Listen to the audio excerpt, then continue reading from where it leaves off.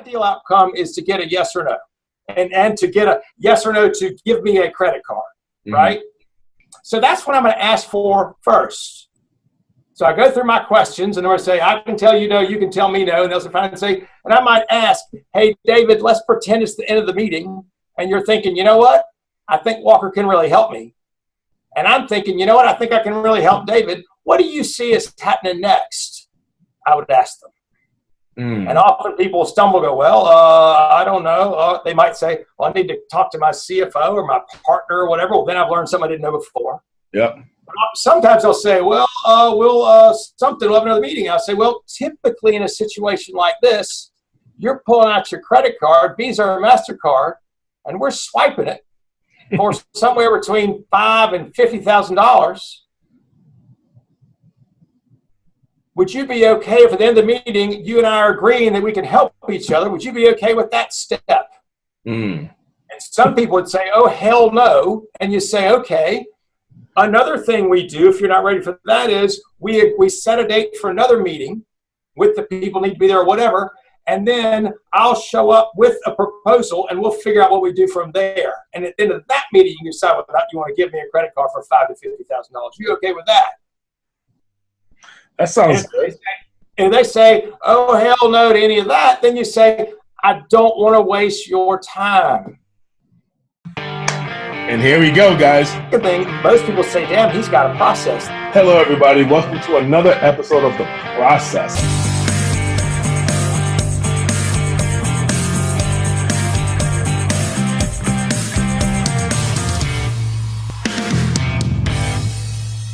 Damn, he's got a process. Guys, welcome to another episode of The Process. I'm here with my man, Walker Mckay, and he's going to drop some sales knowledge on us today. Guys, sales is a lifeblood of every single company. If you're not paying attention to this free content, you just don't want to win in business. So without further ado, I'm going to let my man Walker take it over.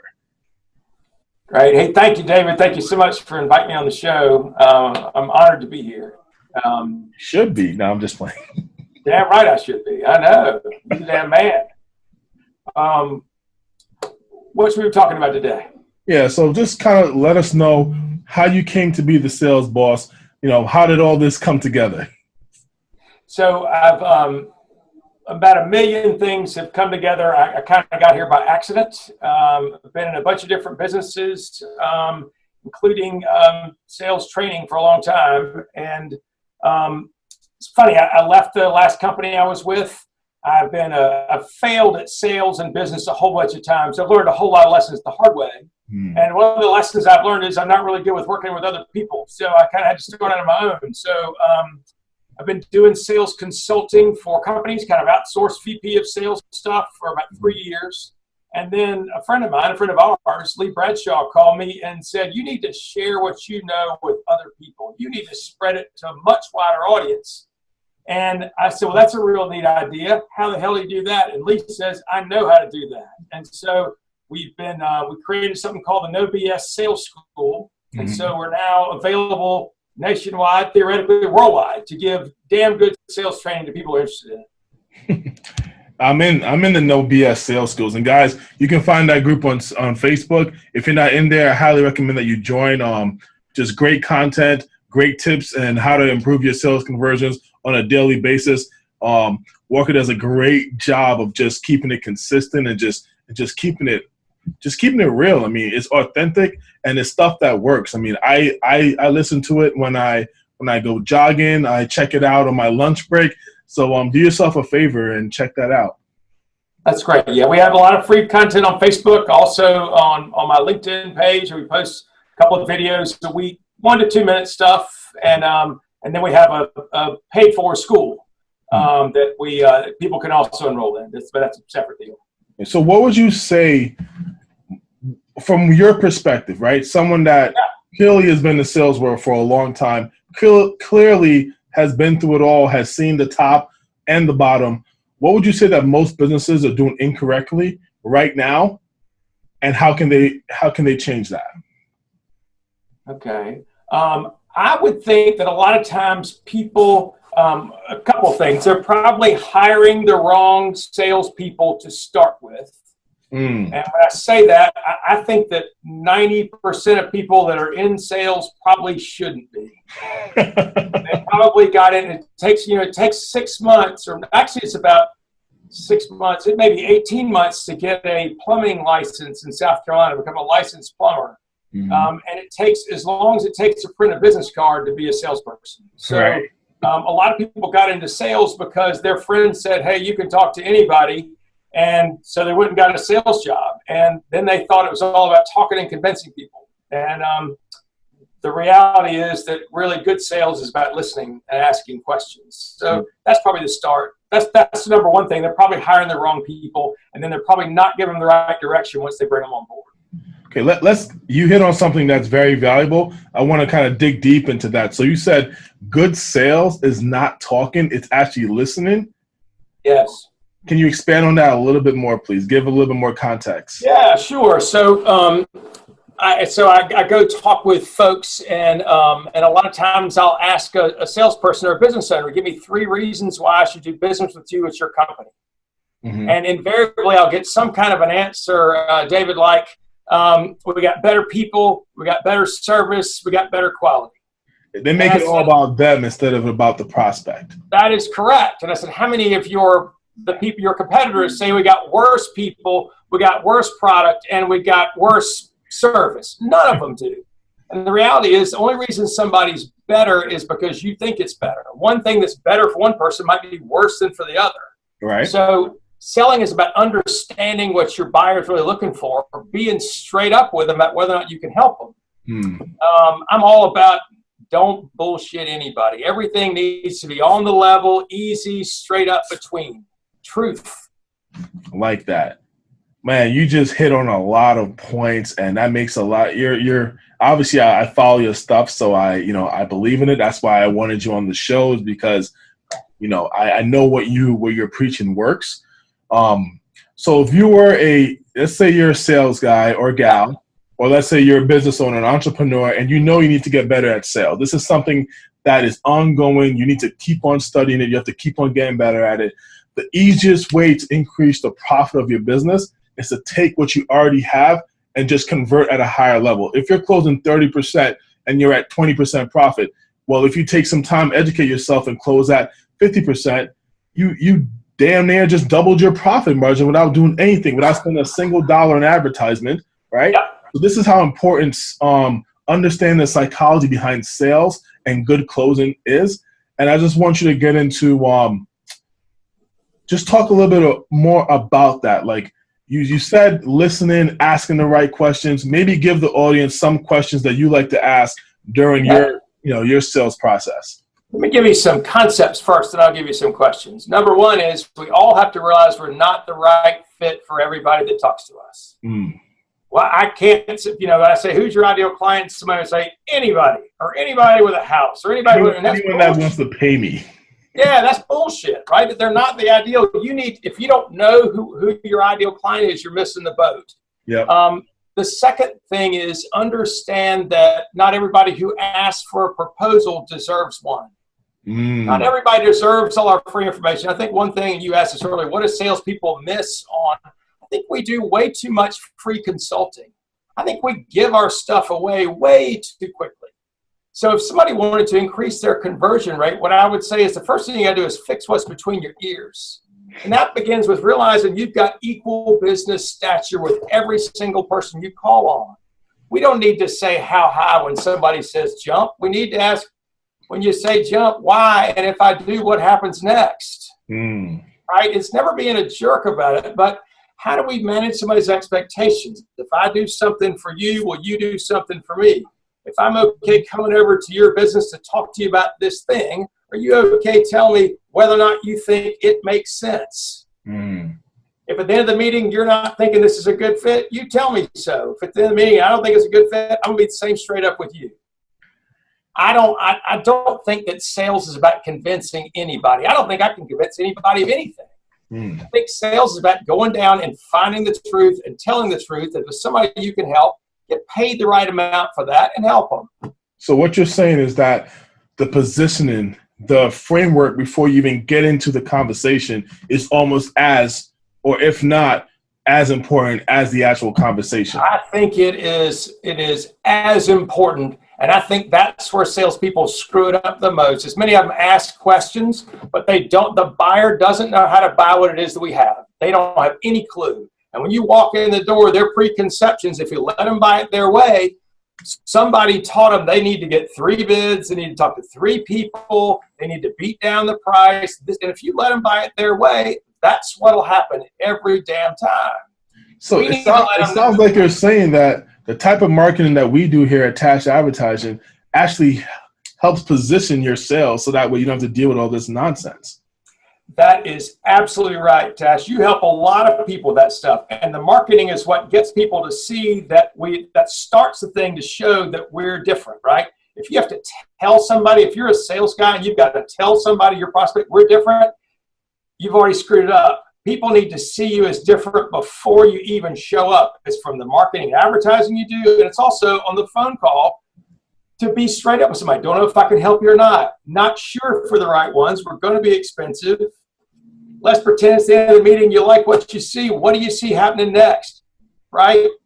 And manage the expectations before you go. Have a process that you follow before you go in. Right. I tell you, I talk to a lot of business owners, and it almost seems like they're scared to educate their prospects. But I look at it, man, like an educated prospect is a prospect who buys, because they know what they want, they know what they don't want, and if you can deliver, that's it. There's no more, like you said, there's no convincing. So let me challenge you a little bit on that, can I?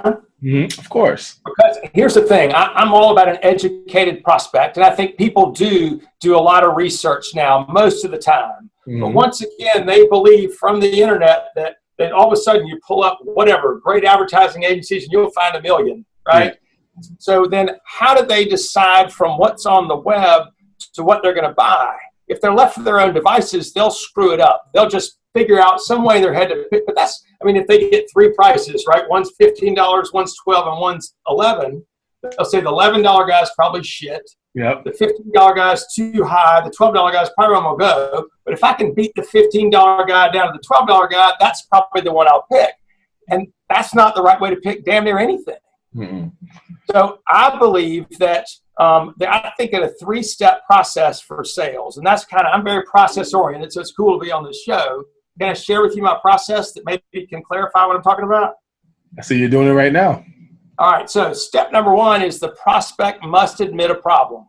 Mm-hmm. They've got to admit that there's some kind of a problem, either with, let's pretend they're working with a different advertising agency. They've got to say, this is not happening that's supposed to be, or this is happening that's not supposed to be. They got to admit that there is a problem there, right? Step number 2 is they must be committed to fix the problem, right? Which means in my world, there's 3 things. 1, they've got that gap between where they are, where they want to be. It's a problem, and it's bugging them personally. Yep. Number 2 is they've got some idea of what that problem is costing them and how much they're willing to spend to make it go away.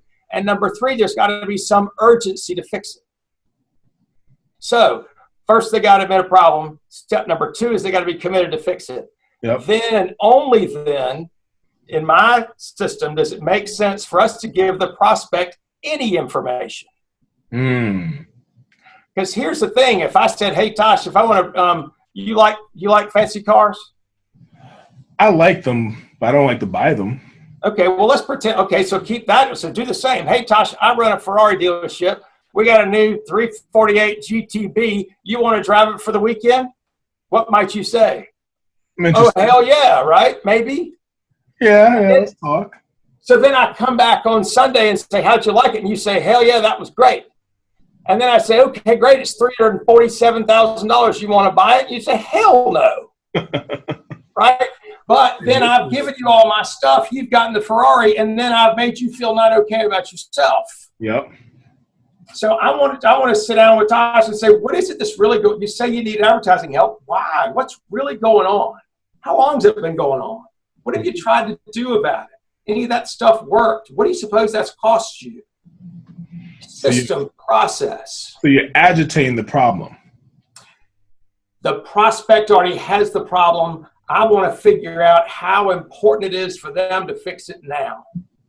Now, what would you say? What would you say to those people that will challenge you on why would the prospect give you so much information without you giving them anything first?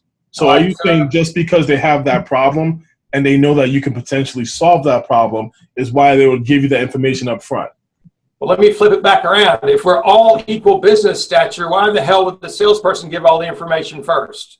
Well, obviously, he's looking for it to close the deal. So, but my point is, we often will, if you went to the doctor, right, and you said, my arm hurts. No, and he said, questionnaire with all this. Yeah. How long? Tell me more specifically. It's dull pain, sharp pain. Where is it on your arm? How long has that been going on? What have you tried to do about it? Before you even get to speak with the doctor, you have to fill out like a 3-page questionnaire on your whole medical history. Right. And so people do get second opinions from doctors. It's a great idea. But do we go, okay, well, before I come in there and tape up my arm, how much are you going to charge me to fix it? And what are you trying to do? And show me all your degrees and shit and justify why I should hire you. That never happens.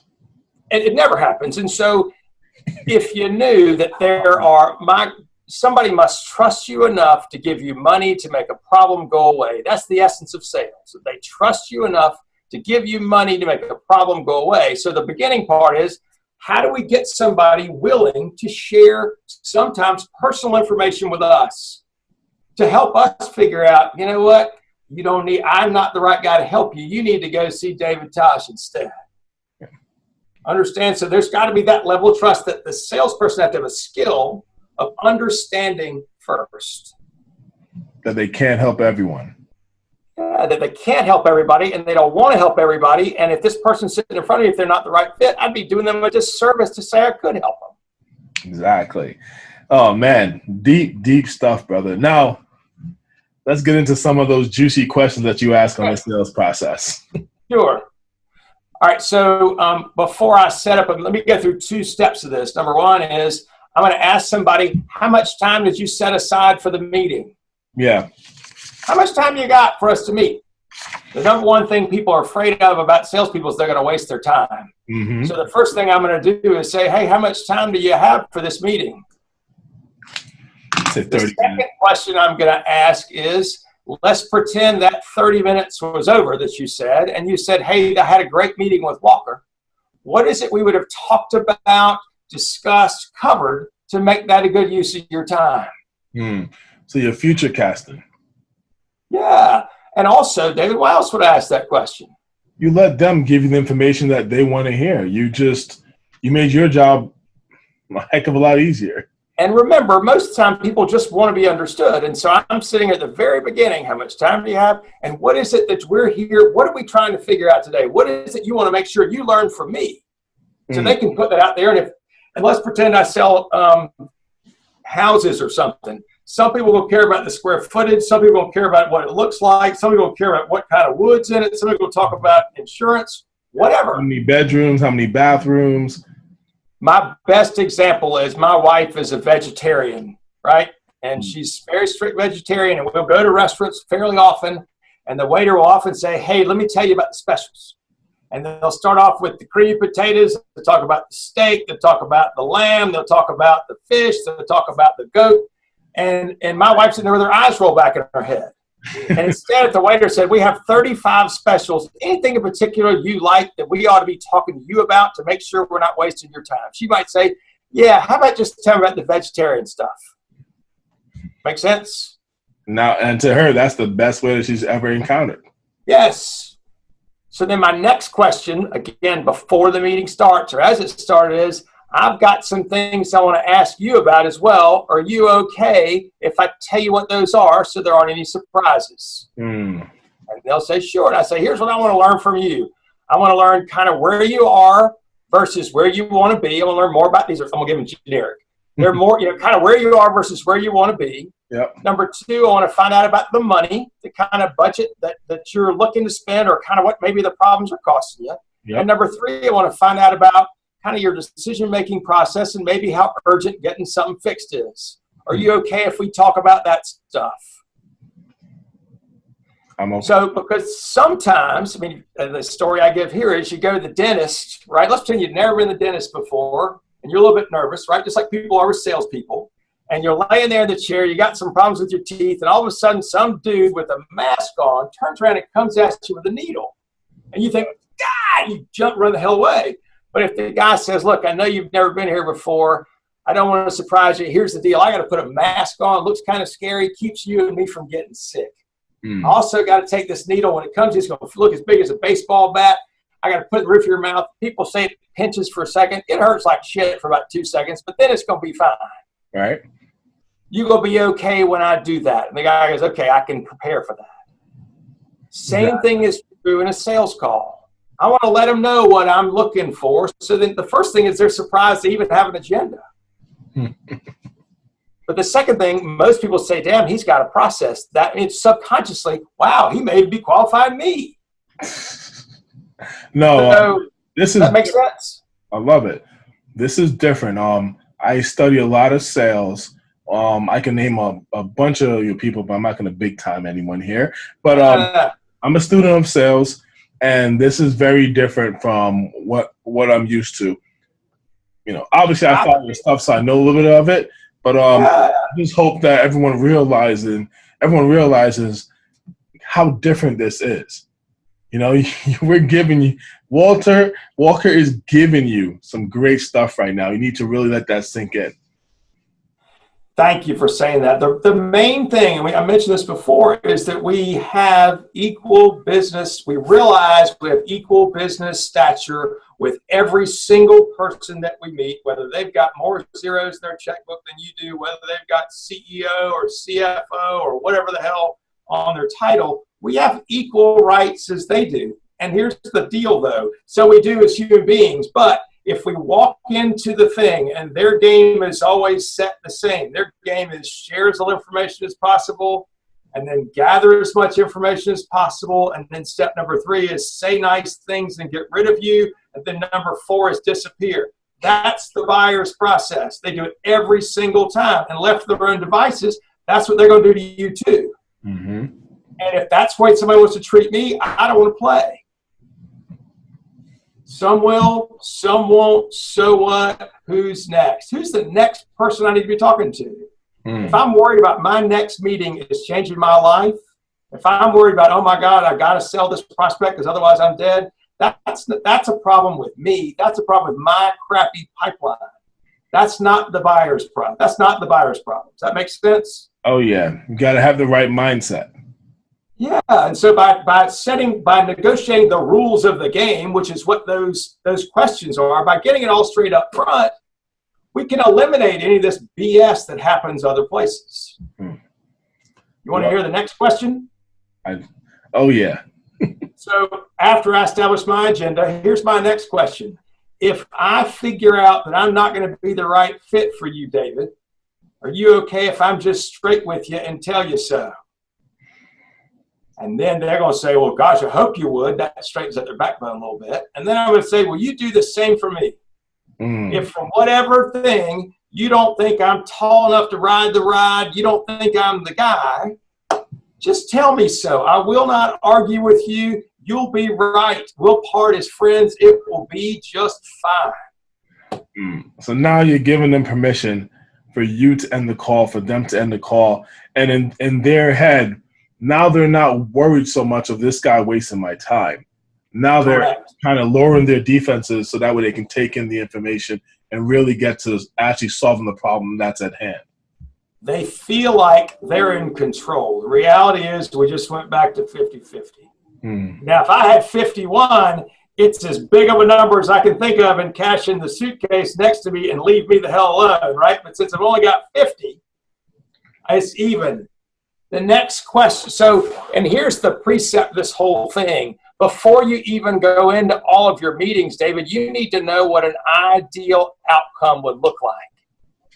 What ideal outcome is. So in your world, Dave, when you have a first meeting with a good prospect, somebody's never hired you before, but there's somebody that's right in your wheelhouse, right in your sweet spot, what's an ideal outcome after the first meeting? Visa, MasterCard. Right. Give me money, right? What's an okay outcome? Visa. Okay. Okay. Huh? Okay, outcome would be send a proposal, mull it over. Yeah, or set a second meeting, right? Mm-hmm. So what I'm trying to avoid is this mull it over thing. Who are we supposed to? We're supposed to be calling decision makers, right? And so by definition, that's what they're supposed to be doing. So if I go in and I'm a professional and I've been doing this a long time, as you have been doing yours, and you are a professional, and you can, and so you have an idea in your mind. Ideal outcome is to get a yes or no, and to get a yes or no to give me a credit card, right? So that's what I'm going to ask for first. So I go through my questions, and they're going to say, I can tell you no, you can tell me no. And they'll finally say, and I might ask, hey, David, let's pretend it's the end of the meeting. And you're thinking, you know what? I think Walker can really help me. And I'm thinking, you know what? I think I can really help David. What do you see is happening next? I would ask them. And often people stumble, go, well, I don't know. They might say, well, I need to talk to my CFO or my partner or whatever. Well, then I've learned something I didn't know before. Yep. Sometimes they'll say, well, we'll have another meeting. I'll say, well, typically in a situation like this, you're pulling out your credit card, Visa or MasterCard, and we're swiping it for somewhere between $5,000 and $50,000. Would you be okay if at the end of the meeting, you and I are agreeing that we can help each other? Would you be okay with that step? And some people would say, oh, hell no. And you say, okay. Another thing we do, if you're not ready for that, is we set a date for another meeting with the people who need to be there or whatever, and then I'll show up with a proposal, and we'll figure out what we do from there. And at the end of that meeting, you can decide whether or not you want to give me a credit card for $5,000 to $50,000. You okay with that? That sounds good. And they say, oh, hell no to any of that, then you say, I don't want to waste your time. So let me tell you a quick story. You mind? When I was in the training business before, with another company, my process was the first meeting we would decide whether they bought an assessment, and the second meeting was to go over the assessment and decide whether they bought training, right? And training was expensive. It was $15,000, $20,000 per person.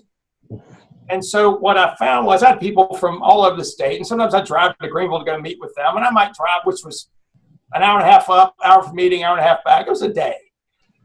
And so what I found was that I might spend a day going to meet with somebody who wasn't going to spend, call it $500 on an assessment. And I was like, this drives me crazy. And a friend of mine who did the same thing I did, he said, you dumbass.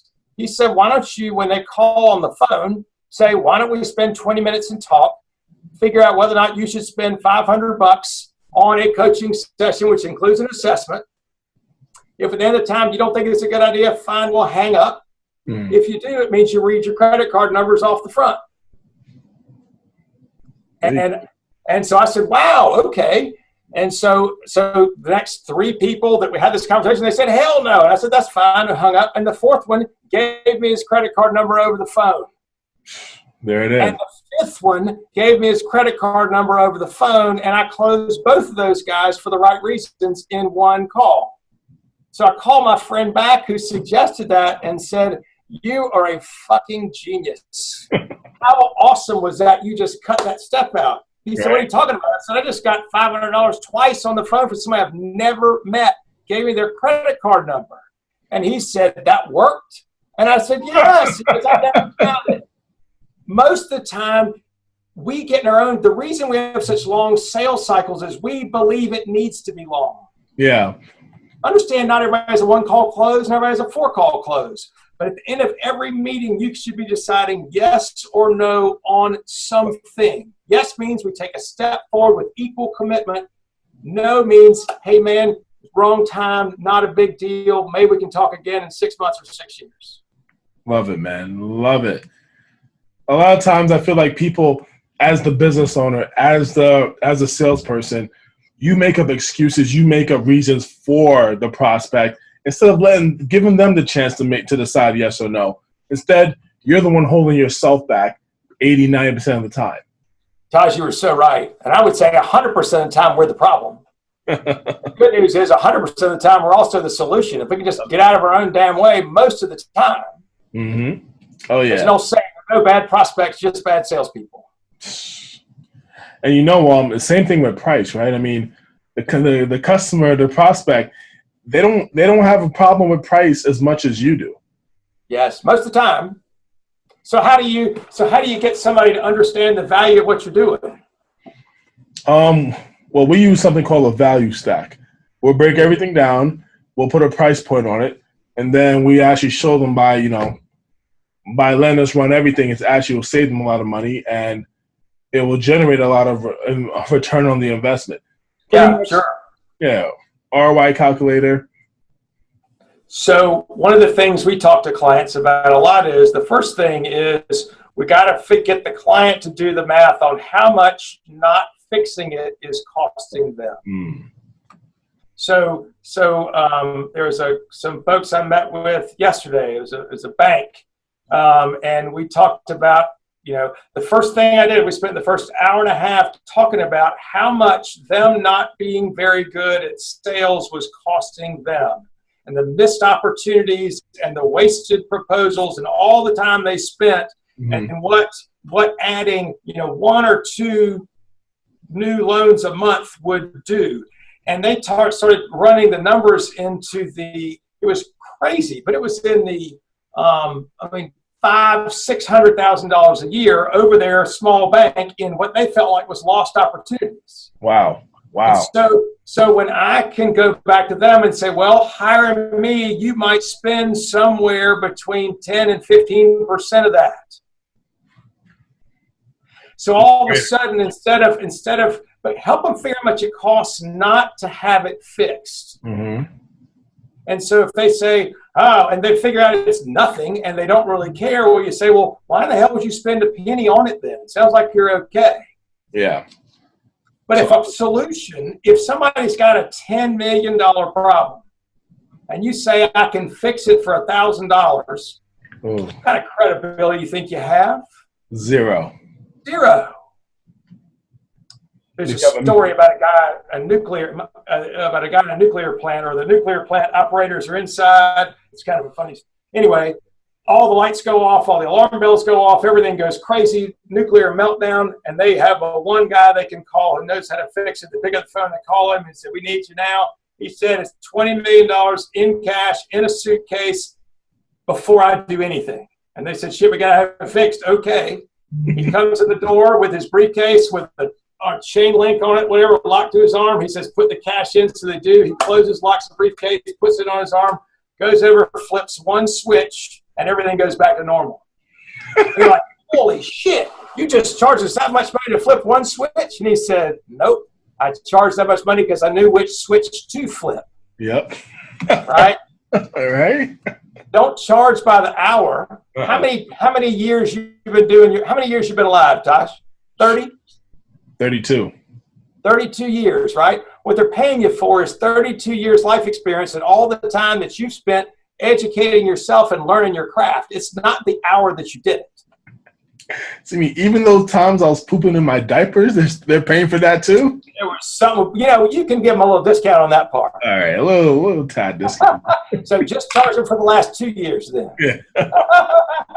No, I love it. I mean, value-based pricing, if you know you can deliver on what you're promising and you can look someone 6 months later in the eye knowing that you deliver for them, it should never be by the hour. It should be based on value because you are literally solving a problem that they cannot do themselves. And people don't pay you for what you know. They pay you for what they don't know. That's good. I like that. And some people say that their business is a commodity. Do you ever hear that? Yeah, all the time. And I hear that that's an excuse. And what I tell people is, you want to talk about a commodity, how about water? It falls out of the sky for free. Right. Get it out of your sink for almost free. You can buy a 5-gallon jug for about $1.50 in the grocery store. Mm-hmm. You can buy a pint of it in the convenience store for $1.50. At an NFL game, you'll pay $7 to $10 for that. And if you had something in your eyes that needed rinsing out and you had to pay $1,000 for a pint of water, would you pay it? The answer is hell yes. Of course. And so imagine in the desert, there's only one bottle of water 100 miles. How much you want to pay for that? whatever I got, right? And more than that. So anybody that says their business, and understand there is pricing pressure in their own markets, and I totally get that. But if you have already decided your business is a commodity, it's over for you. You just might as well just turn it over to the internet, let somebody reverse auction for it. Yeah. And a lot of times when I'm talking with my marketing friends, my entrepreneur friends, one thing that really stands out with the ones that are really successful and the ones who aren't, the ones who are really successful, they're willing to pay to shortcut, to gain for speed. Yeah. And you're not, they're not, right? You have to be willing to pay for what you're selling. If you're a guy, if you're the guy that's not going to spend $300,000 on a Ferrari, you're probably not going to be great at selling $300 Ferraris, right?